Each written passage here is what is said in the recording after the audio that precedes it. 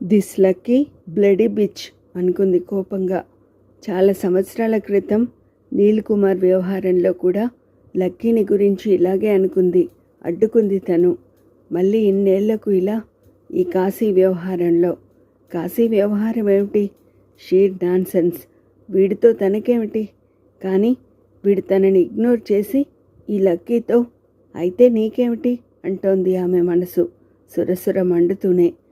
ఆ మంటనే జలసి అంటారని ఐశ్వర్యకి తెలుసు, తెలియదు కూడా. గాలి దిశ మారితే మంట డైరెక్షన్ కూడా మారినట్లుగా హఠాత్తుగా ఐశ్వర్య కోపమంతా కాశీ మీదకు మళ్ళింది. ఈ కాశీ వెధవకి కాల్చి వాత పెట్టాలి అనుకుంది కోపంగా. అంతసేపు నవకుమార్ ఐశ్వర్య ఆఫీసులోనే కూర్చుని ఉన్నాడు. ఈ ఆఫీసు తనకి ఒక ఖైదు. పగలు లేదు, రాత్రి లేదు. 24 గంటలు ఇక్కడే ఉండాలి. ఎరక్కపోయి వచ్చి ఇరుక్కుపోయాడు. తప్పించుకు పారిపోగలిగితే ఎంత బాగుండును. ఇక్కడ తనని ఓ గుమాస్తాలా మార్చేసింది ఐశ్వర్య. కనీసం బాలుకి ఇచ్చినంత గౌరవం కూడా ఇవ్వడం లేదు తనకి. ఫోన్ రింగ్ అయింది. తీయాలా వద్దా అని ఒక్క క్షణం సంకోచించి ఫోన్ తీశాడు నవకుమార్. హలో అన్నాడు. ఐశ్వర్య లేదా అన్నాడు లైన్లో ఉన్న మనిషి. ఎవరు మాట్లాడుతున్నారు? Steven Spielberg.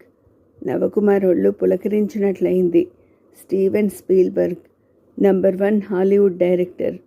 స్టీవెన్ స్పీల్బర్గ్ అన్నాడు అపనమ్మకంగా. ఎస్, మీరు నన్ను క్షమించాలి సార్ అన్నాడు నవకుమార్. ఎందుకు? ఎవరు నువ్వు అన్నాడు స్టీవెన్ స్పీల్బర్గ్.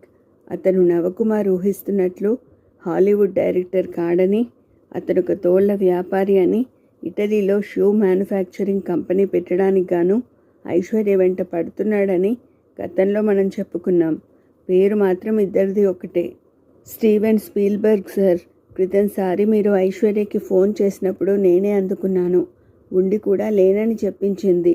తప్పనిసరి అయి ఇలా చెప్పవలసి వచ్చింది అన్నాడు నవకుమార్ ఐశ్వర్య మీద పితూరి చెప్పి స్పీల్బర్గ్కి దగ్గరయ్యే దురూహతో. అతని దగ్గర ఇలాంటి టాక్టిక్స్ చాలా ఉంటాయి. ఇట్స్ ఆల్ రైట్ బస్టర్, దానికి అది అలవాటే అన్నాడు స్టీవెన్ స్పీల్బర్గ్.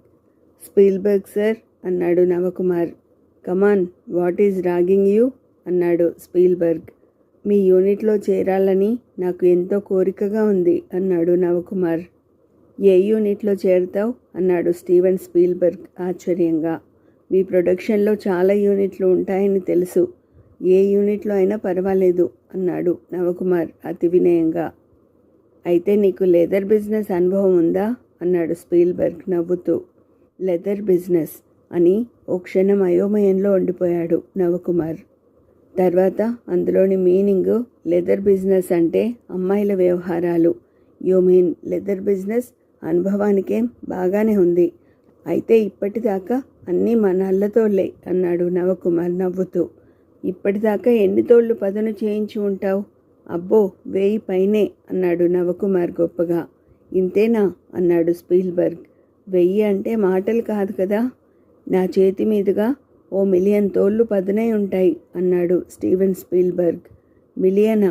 అంటే 10 లక్షలు అన్నాడు నవకుమార్ బేజార్గా. నువ్వు ఐశ్వర్య ఆఫీసులోనే కూర్చుని మాట్లాడుతున్నావంటే ఐశ్వర్యకి బాగా దగ్గరై ఉంటావు. టాలెంట్ లేని వాళ్ళని దగ్గరికి రానివ్వదు ఐశ్వర్య. నీలోనూ ఏదో పాజిటివ్ టాలెంటో నెగిటివ్ టాలెంటో ఉండే ఉంటుంది.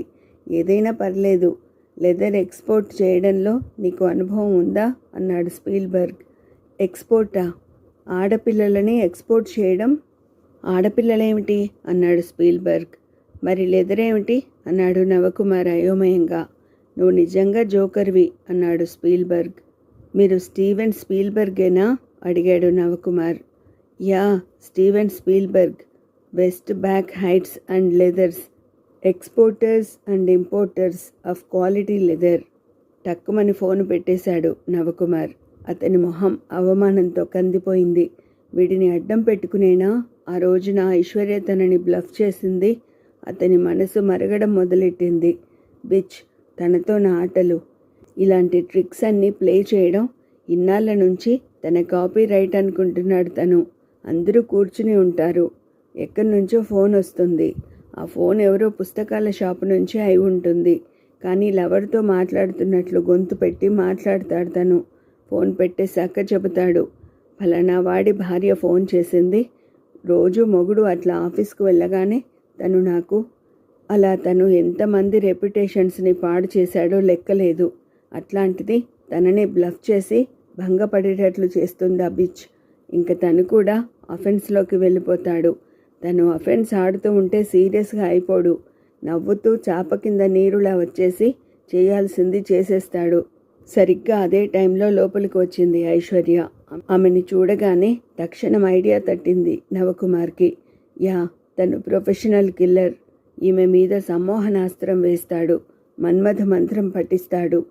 ఈమె డామినేషన్ వల్ల టెంపరీగా వీక్ అయిపోయింది తన సెల్ఫ్ కాన్ఫిడెన్స్. మళ్ళీ పుంజుకునేటట్లు చేసుకుంటే సరి. ఈ ఐశ్వర్య కాదు, దాని ఫ్రెండు లక్కీ కూడా తన ఒళ్ళో వచ్చి పడాలి. ఇద్దరు ఒకేసారి పడితే ఇంకా మంచిది. ఇద్దరు పెళ్ళాల సినిమా కథలాగా. రెడీ, కాచుకో ఐశ్వర్య. ఐశ్వర్య వచ్చి కూర్చుంది. కాశీ మీద కోపం ఇంకా ఆమె కళ్ళల్లో కనపడుతూనే ఉంది. ఆమె వైపు ఆరాధనగా చూస్తూ అన్నాడు నవకుమార్. మీది చాలా అందమైన పేరు. నా పాత్రలకి నేను వెతికి వెతికి ఎంతో అందమైన పేర్లు పెడతాను. మీ పేరు నేపాల్ రాణి పేరు ఒకేలా ఉంటాయి తెలుసా. మీ పేరు ఐశ్వర్య రాజ్యశ్రీ, నేపాల్ రాణి గారి పేరు ఐశ్వర్య రాజ్యలక్ష్మి. అతను మేడం అనకపోవడం గమనించింది ఐశ్వర్య. వెంటనే అంది, నేపాల్ రాణీనా? అవును, ఆమె నా పేరే పెట్టుకుంది అంది. పదునుగా ఉన్న ఆ గొంతు వినగానే హఠాత్తుగా ధైర్యం కోల్పోయినట్లయింది నవకుమార్కి. చటుక్కున తగ్గిపోయి, అవును మేడం, నేపాల్ రాణి మీ పేరే పెట్టుకుంది అన్నాడు త్వరగా. అపహాస్యంగా నవ్వింది ఐశ్వర్య. నీ మొహం, నేపాల్ రాణి నా పేరు పెట్టుకోవడమేమిటి? ఆమెకు నా తల్లి వయసు ఉంటుంది. ఆమె నాకు తెలుసు. నిజం చెప్పాలంటే నేపాల్ రాణి పేరే కొద్దిగా మార్చి నాకు పెట్టారు. నేను ఏం చెబితే దానికి తోక ఊపడమేనా? గడ్డి తినమంటే తింటావా? అస్పష్టంగా ఏదో నసిగాడు నవకుమార్. అది చూసి చులకనగా నవ్వింది ఐశ్వర్య. మనిషికి ఇండివిడ్యువాలిటీ ఉండాలి బస్టర్. ఎదుటి వాళ్ళలో ఇండివిడ్యువాలిటీ డెవలప్మెంట్ కావాలని ఇలా రెచ్చగొడుతూ ఉంటాను అంది ఉద్ధరిస్తున్నట్లుగా. థ్యాంక్ యూ మేడం అన్నాడు నవకుమార్ బలహీనంగా. కానీ ఆమె మాటల్లో నిజమెంతో అతనికి బాగా తెలుసు. తను కూడా తనకి లోకువ అయిన వాళ్ళతో ఇట్లాగే చెబుతుంటాడు. చెయ్యవలసిన ఇన్సల్ట్ చేసి తర్వాత ఇది నీ వ్యక్తిత్వ వికాసానికి అన్నట్లు హితబోధ చేయడం. తన ఇండివిడ్యువాలిటీ డెవలప్ చేయడానికి గాను ఇలా ఇన్సల్ట్ చేస్తుందా? అచ్చం తనలాంటిదే ఐశ్వర్య. ఇండివిడ్యువాలిటీ గురించి, ఆత్మాభిమానం గురించి ఎక్కువగా మాట్లాడే వాళ్ళు ఆ లక్షణాలు తమలో తప్ప ఎదుటి వాళ్ళలో ఉంటే భరించలేరు. నిజం. నవకుమార్ ఇబ్బందిగా ఫీల్ అవ్వడం చూస్తే నవ్వొస్తోంది ఐశ్వర్యకి. ఇతను దాదాపు తనలాంటి వాడే అని తనకి తెలుసు. తన వ్యక్తిత్వానికి సూక్ష్మ రూపం లాంటివాడు ఇతను. ఇతని వ్యక్తిత్వానికి విశ్వరూపం లాంటిది తను. అవకాశం వస్తే ఇంకా ఏమేం మాట్లాడతాడు వీడు? చెప్పు అంది కాళ్ళు టేబుల్ మీద పెట్టి వెనక్కి వాలుతూ. స్క్రిప్టు అనబోయాడు నవకుమార్. స్క్రిప్టు తగలై, ఇందాక ఏదో చెబుతానన్నావు. మీ పేరు బాగుంటుందా అంది గొంతులో మధురమైన జీర పలికిస్తూ. ఇంకేం క్షణంలో పుంజుకున్నాడు నవకుమార్. చాలా అన్నాడు తమకంగా. ఎంత? మనసు పట్టనంత. కళ్ళు అరమోడ్పుగా పెట్టి నవ్వింది ఐశ్వర్య. చేప ఎరని కొరుకుతోంది, కానీ వెంటనే గాలాన్ని లాగేయకూడదు. తనకి టెక్నిక్ తెలుసు. ప్లే చేయాలి, ప్లే. చటుక్కున ఆమెకి ఇంకొకటి తట్టింది. ఈ నాటకాన్ని కాశీ కూడా చూస్తూ గుండెలు మండి ఏడవడు. జస్ట్ ఎ మూమెంట్ అని కాశీకి కబురింపించింది ఐశ్వర్య. కాశీ వచ్చేలోగా బార్లో నుంచి స్కాచ్ తీసి 2 గ్లాసుల్లో పోసింది. డ్రింక్ అంది చాలా మర్యాదగా. మీరు పర్మిట్ చేస్తే అని అందుకున్నాడు నవకుమార్. స్మోక్ అని అతనికి సిగరెట్ ఆఫర్ చేసి తను ఒకటి వెలిగించింది ఐశ్వర్య. అతని సిగరెట్ తన లైటర్తోనే అంటించింది. హౌ అబౌట్ ఎ గేమ్ అంది ఐశ్వర్య. గేమ్ అన్నాడు నవకుమార్ సందిగ్ధంగా. Love game. లవ్ గేమా? Yeah, computer love. చెస్ ఆడదాం. ఎలా ఆడాలో నీకు ఐడియాలు ఇస్తుంది నా కంప్యూటర్. పాపం నీకు మరి ఐడియాలు ఉండవు కదా, అందుకని. నేనేమో నా బ్రెయిన్ ఉపయోగించి ఆడతాను. ఒక్కొక్క ఎత్తు ఓడిపోయిన వాళ్ళు ఒక్కొక్క గార్మెంట్ విప్పేయాలి. ఎలా ఉంది నా ఐడియా? నేను రెడీ అన్నాడు నవకుమార్ ఉత్సాహంగా. తన అదృష్టాన్ని తనే నమ్మలేకపోతున్నాడు అతను. సరిగ్గా అదే టైంకి అక్కడికి వచ్చాడు కాశీ. కంప్యూటర్ లవ్ గేమ్ మొదలెడదామా నవకుమార్? రెడీనా అంది కావాలని కాశీకి వినపడేట్లుగా. మళ్ళీ అంతలోనే అంది, ఇక్కడైతే బాగుండదు, అందరూ ఉంటారు, గెస్ట్ హౌస్కి వెళ్దాం. నేను రెడీ అన్నాడు నవకుమార్ ఉత్సాహంగా. కాశీ నువ్వు కూడా గెస్ట్ హౌస్కి రా అంది ఐశ్వర్య. అందరూ గెస్ట్ హౌస్కి చేరుకున్నారు. కాశీ మొహం పైసా అంత అయింది. గెస్ట్ హౌస్లో లవ్ గేమ్కి అరేంజ్మెంట్స్ చేసింది ఐశ్వర్య. తర్వాత 1 నిమిషం అని నవకుమార్తో చెప్పి కాశీ దగ్గరికి వెళ్ళింది ఐశ్వర్య. ఇట్రా అని అతన్ని పక్క గదిలోకి తీసుకెళ్ళింది. అది మాస్టర్ బెడ్రూమ్. డబుల్ కాట్ ఉంది. దాని మీద బాగా మందంగా మెత్తగా ఉన్న ఫోమ్ బెడ్స్. కాశీ, ఈ ఫోమ్ బెడ్స్ తీసి బయటపడేయి, పాతబడిపోయాయి. కొత్త బెడ్స్ వస్తున్నాయి. కొత్త బెడ్స్ వచ్చాక అవి వేయి. కొత్త బెడ్షీట్స్ వేయి. తోటలో మల్లెపూలు ఉన్నాయా? అవి లేకపోతే ఏ పూలైనా సరే గంపలో తీసుకొచ్చి జల్లు. బెడ్రూమ్ డెకరేషన్ అంతా నీ బాధ్యతే. తల వంచుకుని నిలబడ్డాడు కాశీ. చూస్తావేం, పాత బెడ్స్ తీసేయి. నిట్టూర్చి ఒక బెడ్ తీశాడు కాశీ. వెంటనే మినియేచర్ హెలికాప్టర్లా జయమని గాల్లోకి ఎగిరింది ఒక కాక్రోచ్. 2 రౌండ్లు కొట్టి చటుక్కున ఐశ్వర్య భుజం మీద వాలింది. బిగుసుకుపోయింది ఐశ్వర్య. క్షణంలో ఆమె ఒళ్ళంతా చెమటలు పట్టేశాయి, తేలకళ్ళు పడ్డాయి. ఈ సృష్టిలో దేనికి భయపడదు ఐశ్వర్య. కానీ కాక్రోచ్ అంటే మాత్రం టెర్రర్ తనకి. కాక్రోచ్ అంది హీన స్వరంతో. ఒక్కసారి మళ్ళీ గాల్లోకి టేకాఫ్ అయి మరుక్షణమే ఆమె ఛాతీ మీద ల్యాండ్ అయింది. యో అంది ఐశ్వర్య భయభ్రాంతురాలై. అంటూనే ఒక్క అంగలో కాశీని చేరి అతన్ని గట్టిగా వాటేసుకుపోయింది. ఐశ్వర్య అన్నాడు కాశీ. కాక్రోచ్ అంది ఐశ్వర్య గజగజ వణుకుతూ. నీకేం భయం లేదు ఐశ్వర్య? కాక్రోచ్ ఎగిరిపోయింది, పోలేదు, ఇంకా ఇక్కడే అంటూ ఇంకా అతన్ని గట్టిగా కావలించుకుంది ఐశ్వర్య. ఆమెను ఇష్టంగా దగ్గరికి పొదుపుకున్నాడు కాశీ. అతనికి చిత్రం అనిపించింది. ప్రపంచంలో దేనికి భయపడదు ఐశ్వర్య, కానీ బొద్దింక అంటే మాత్రం భయం. ఆమె తల మీద చెయ్యేసి సిల్క్ లాగా మృదువుగా ఉన్న ఆమె జుట్టును ప్రేమగా నిమిరాడు కాశీ. ఐశ్వర్య, కాక్రోచ్ పోయిందా అంది ఐశ్వర్య చిన్నపిల్లల. ఎప్పుడో. నెమ్మదిగా అతని కౌగిలి వదిలించుకుని దూరంగా జరిగింది ఐశ్వర్య. పాత బెడ్స్ బయట పడేనా? అన్యమనస్కంగానే తల ఊపింది ఐశ్వర్య. బెడ్స్ ఒక్కొక్కటి బయటికి తీసుకెళ్తున్నాడు కాశీ. ఐశ్వర్య అటు కాశీతో మాట్లాడడానికి వెళ్ళగానే ఇటు నవకుమార్ వెంటనే ఓ పత్రికా విలేకరికి ఫోన్ చేశాడు. అతను ఎల్లో జర్నలిస్ట్, కానీ మంచి పబ్లిసిటీ ఇస్తాడు. పబ్లిసిటీ అంటే తనకి ప్రాణం. తనకి ఐశ్వర్యకి ఉన్న సంబంధం గనక గాసిప్ కాలమ్స్లో వేస్తే, గురువా ఇక్కడ గొప్ప సీన్ జరగబోతోంది, కెమెరాతో సహా వచ్చేయి, సీను చూశాక మంచి పబ్లిసిటీ ఇవ్వాలి నాకు, ఏమంటావ్? నీ కోట 8 వారాలుగా. సరే, ఇప్పుడే వస్తున్నా అన్నాడు పత్రికా విలేకరి. ఐశ్వర్య మళ్ళీ తన గదిలోకి వచ్చింది. ఈ కాసేపట్లోనే చాలా మారిపోయినట్లుగా ఉంది తను. అయితే 5 నిమిషాలలో ఆమెలో అంత చేంజ్ రావడం ఆశ్చర్యం అనిపించింది నవకుమార్కి. కొన్ని క్షణాలు తర్జన భర్జన పడ్డాక ఆ మార్పుకి కారణం ఆమె రొమాంటిక్ మూడ్లోకి రావడం అని తేల్చుకున్నాడు. రొమాంటిక్ మూడ్లోకి వచ్చేశాక అగ్రెసివ్గా ఉండేవాళ్ళు మెత్తగా అయిపోవచ్చు. మృదు స్వభావులు అగ్రెసివ్గా అయిపోవచ్చు. చెప్పలేం. తను రకరకాల ఆడపిల్లల్ని చూశాడు తన కెరీర్లో. ఈసారి ఎత్తు మీదే అన్నాడు నవకుమార్. అని మళ్ళీ వెంటనే అన్నాడు, మీలాంటి అందమైన ఆడపిల్ల చేతిలో ఓడిపోవడం కూడా అదృష్టమే నాకు, అవునంటారా? ఆ ఒక్క మాటతో చివాలన తలెత్తి చూసింది ఐశ్వర్య. అప్పటిదాకా ఉన్న మానసిక స్థితి నుంచి ఒక్కసారిగా బయటపడింది. మళ్ళీ మామూలు ఐశ్వర్య అయిపోయి మనసంతా కేంద్రీకరించి ఒక ఎత్తు వేసింది. షో అంది. నవ్వాడు నవకుమార్. అయితే నేను బర్త్డే సూట్లోకి మారుతావు, ఇక్కడేనా అన్నాడు నవకుమార్ ఉత్సాహంగా. పక్క గదిలో బెడ్రూమ్. ఎవరెస్ట్ శిఖరం అధిరోహించినట్లుగా ఫీల్ అవుతూ పక్క గదిలోకి వెళ్ళాడు నవకుమార్. నువ్వు బాత్రూంలోకి వెళ్ళి స్నానం చేస్తూ ఉండు, నేను వస్తున్నాను. బాత్రూమ్ తలుపేసుకో అంది ఐశ్వర్య కవ్వింపుగా. 2 నిమిషాలు ఆగి గదిలోకి వెళ్ళింది.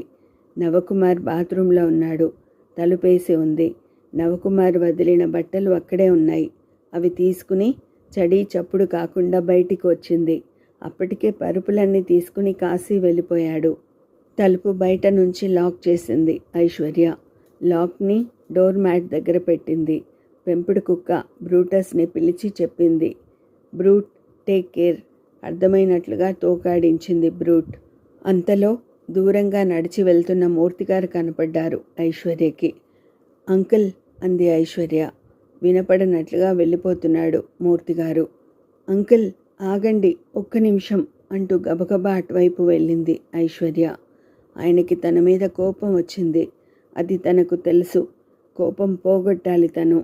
నడక వేగం ఎక్కువ చేసింది ఐశ్వర్య. బాత్రూంలోకి వెళ్ళి కులాసాగా కూనిరాగం తీస్తూ అన్ని వైపులా చూశాడు నవకుమార్. అది సిసలైన ఆడపిల్లల బాత్రూమ్. లేడీస్కి కావలసినవి అన్నీ ఉన్నాయి.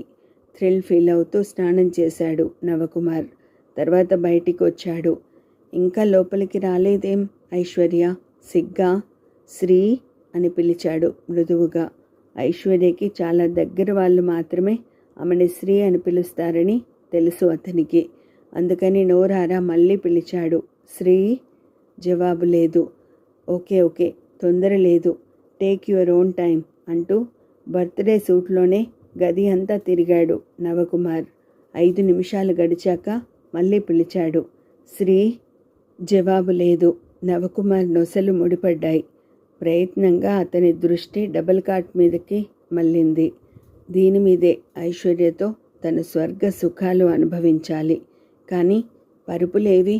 అతని కళ్ళు గదినంతా పరిశీలించాయి.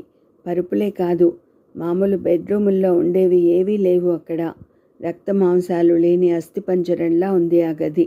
అయోమయంగా బయటికి వచ్చాడు నవకుమార్. శ్రీ? ఉలుకులేదు, పలుకులేదు. శ్రీ? ఐశ్వర్య? జవాబు లేదు. గొంతు పెద్దది చేశాడు నవకుమార్.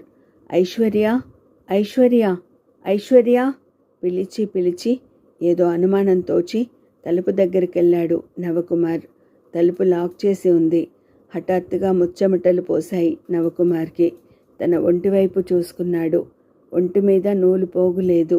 పరిగెత్తి బెడ్రూంలోకి వెళ్ళాడు. తన బట్టలు అక్కడ లేవు. ఐశ్వర్య తనని ట్రాప్ చేసిందని అర్థమైంది అతనికి. హఠాత్తుగా ఇంకో విషయం కూడా గుర్తొచ్చింది అతనికి. తను ఇలా ట్రాప్లో పడతానని తెలియక తన శృంగార లీలలు చూడ్డానికి రమ్మని ఒక రిపోర్టర్కి తను చెప్పాడు కూడా. అతను ఓ శాటిలైట్ ఛానల్ లాంటివాడు. ఇలా బట్టలు లేని స్థితిలో తనని చూశాడంటే బాబోయ్. మళ్ళీ తలుపు దగ్గరికెళ్ళాడు నవకుమార్. లాగి చూశాడు. లాభం లేకపోయింది. తలుపు పక్కన గ్రిల్ కిటికీ ఉంది. ఫ్రెంచ్ విండో అది. నేల దగ్గర నుంచి కప్పు దాకా ఉంది. దాని అవతల నవకుమార్ కళ్ళు మిలమిలా మెరిశాయి. గ్రిల్లు అవతల తాళం ఉంది. అతని మొహంలోకి నవ్వు వచ్చింది. ఓహ్, ఇది కూడా గేమ్లో భాగమేనన్నమాట. This Aishwarya very naughty. Thrill feel అవుతూ గ్రిల్లులో నుంచి చేయి చాచి తాళాన్ని అందుకోపోయాడు. ఈ తాళంతో లోపల వైపు నుంచి కూడా లాక్ ఓపెన్ చేయవచ్చు. ఇంతలో గుండెలు అవిసిపోయేలా అరుస్తూ పరిగెత్తుకు వచ్చింది ఐశ్వర్య పెంపుడు కుక్క బ్రూట్. అదిరిపడి చెట్టుకున్న చేయి లోపలికి తీసుకున్నాడు నవకుమార్. అట్లా తగ్గు అన్నట్లుగా గుర్రుమని శబ్దం చేసి కాస్త దూరంలో పడుకుంది. కాసేపు వెయిట్ చేసి తర్వాత మళ్ళీ నెమ్మదిగా చేయి బయట పెట్టాడు నవకుమార్. తక్షణం భౌ అని మీద పడింది కుక్క. స్ప్రింగులా వెనక్కి వచ్చేసింది నవకుమార్ చెయ్యి. కుక్క మళ్ళీ పడుకుంది. గుర్రుమంటూ శబ్దం చేస్తూనే ఉంది అది. 2 సెకండ్ల తర్వాత నవకుమార్కి అర్థమైంది. అది కుక్క చేస్తున్న శబ్దం కాదు, మోటార్ సైకిల్ రోదా క్షణానికి దగ్గరవుతోంది. గుండె ఆగినంత పనైంది నవకుమార్కి. అది ఎల్లో జర్నలిస్ట్ మొబైక్. అతను గనుక ఈ స్థితిలో తనని చూశాడంటే సారీ, అతను తప్ప తనని ఈ గెస్ట్ హౌస్ నుంచి బయటపడేసే వాళ్ళు ఇంకెవ్వరూ ఉండరేమో. మొబైక్ని స్టాండ్ వేసి డోర్ వైపు వచ్చాడు రిపోర్టర్.